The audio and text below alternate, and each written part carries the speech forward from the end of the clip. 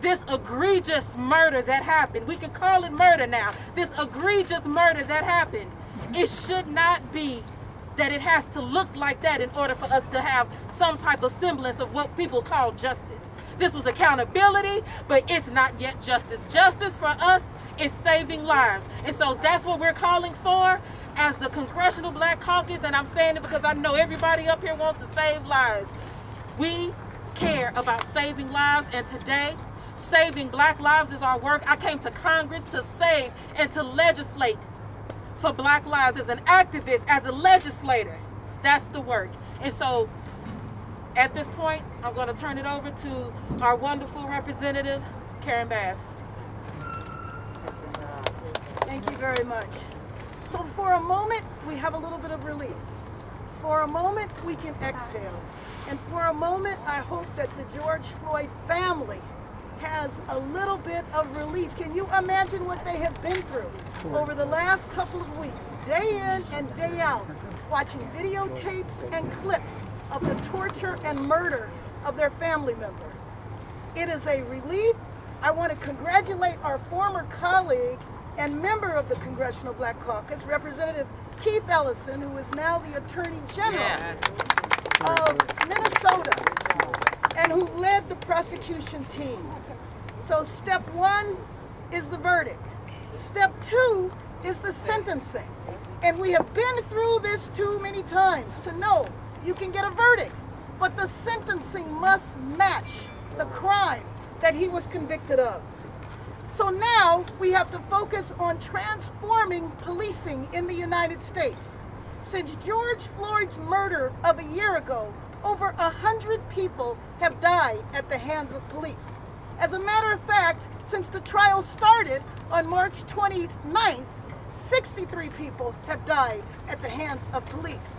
In my opinion, this is the human rights issue in the United States of America, and the point is that we need to pass the George Floyd Justice in Policing Act, put it on President Biden's desk, because that will be the first step to transforming policing.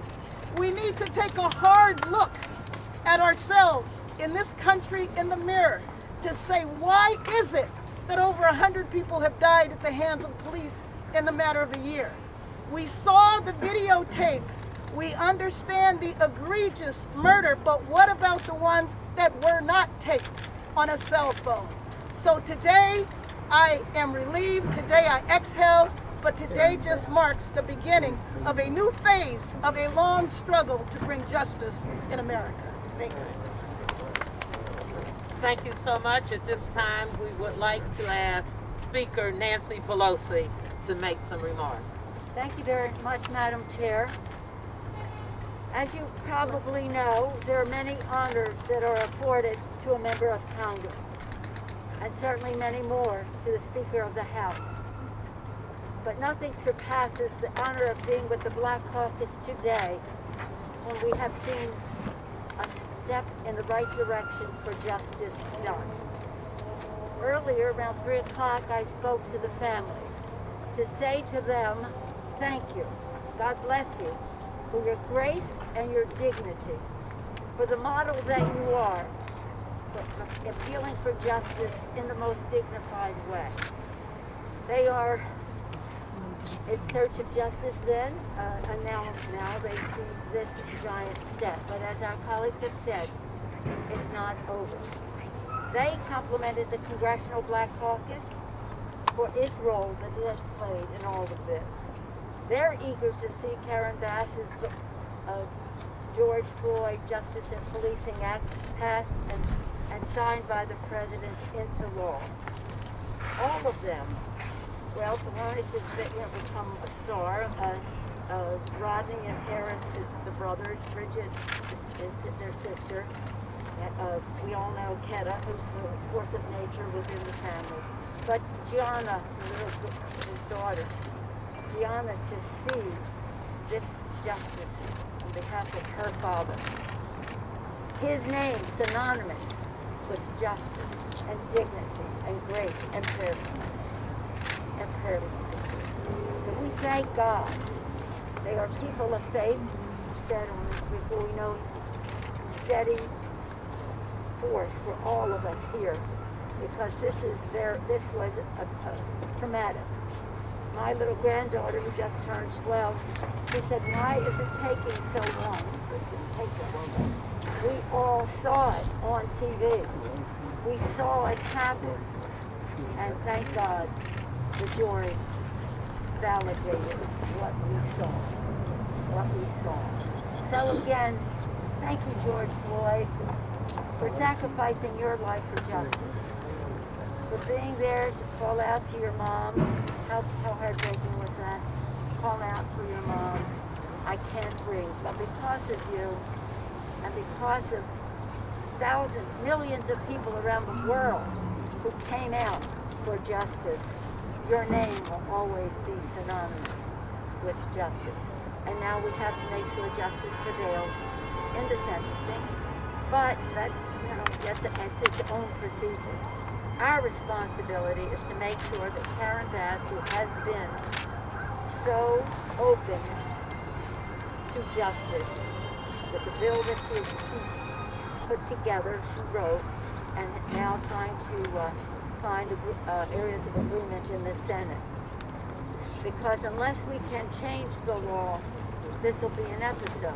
If we change the law, we're going down a different path altogether.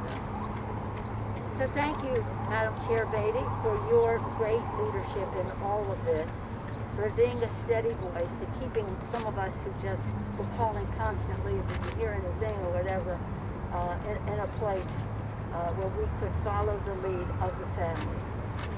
Grace, dignity, prayerfulness, but having a rage for justice, which is what we all have. With that, I yield back to the distinguished chair of the Congressional Black Caucus. And let's hear it for the Congressional Black Caucus. That's an applause.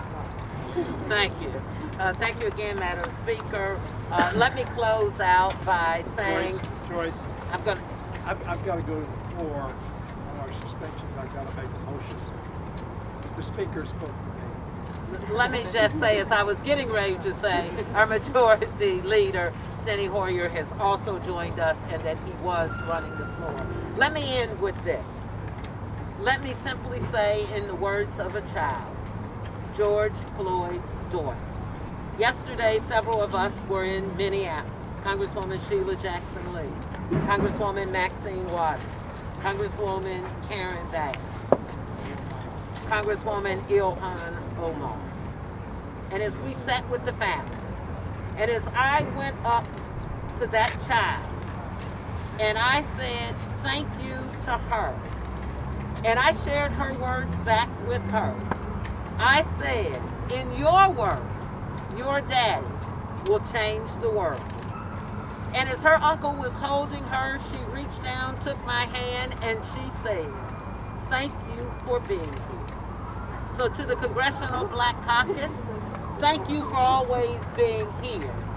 This is the first step, but in her words, today we start to change the world. Thank you. We're going to walk back in together. There will be many members who may want to make statements to you, but at this time we're not taking any statements from the caucus. We're going to go and continue to do the people's work. Thank you. If anyone needs my contact, it's Aaron Washington.